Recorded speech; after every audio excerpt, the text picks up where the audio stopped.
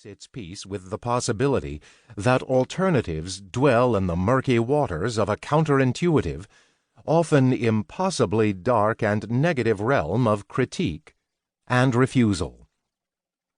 And so the book darts back and forth between high and low culture, high and low theory, popular culture and esoteric knowledge, in order to push through the divisions between life and art, practice and theory, thinking and doing, and into a more chaotic realm of knowing and unknowing.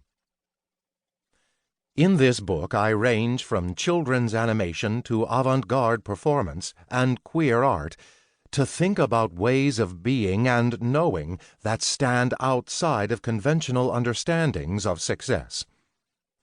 I argue that success in a heteronormative capitalist society equates too easily to specific forms of reproductive maturity combined with wealth accumulation. But these measures of success have come under serious pressure recently, with the collapse of financial markets on the one hand and the epic rise in divorce rates on the other.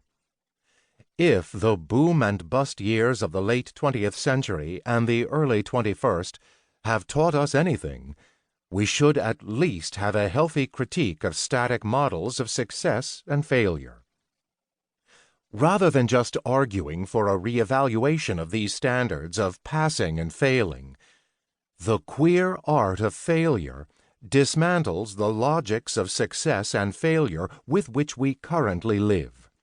Under certain circumstances, failing, losing, forgetting, unmaking, undoing, unbecoming, not knowing may in fact offer more creative, more cooperative, more surprising ways of being in the world. Failing is something queers do and have always done exceptionally well.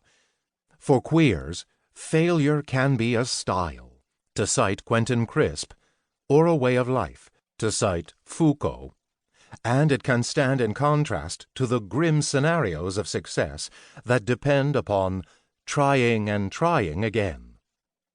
In fact, if success requires so much effort, then maybe failure is easier in the long run and offers different rewards. What kinds of reward can failure offer us?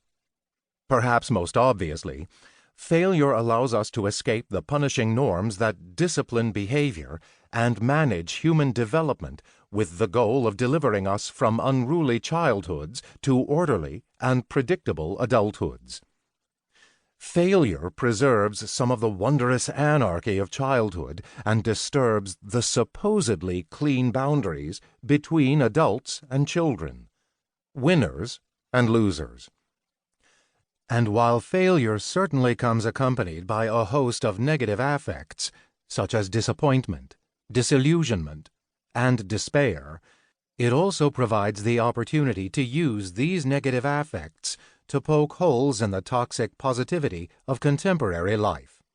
As Barbara Ehrenreich reminds us in Bright-Sided, positive thinking is a North American affliction, a mass delusion that emerges out of a combination of American exceptionalism and a desire to believe that success happens to good people and failure is just a consequence of a bad attitude rather than structural conditions.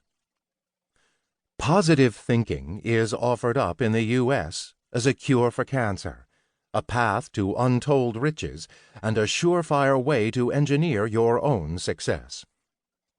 Indeed, believing that success depends upon one's attitude is far preferable to Americans than recognizing that their success is the outcome of the tilted scales of race, class, and gender.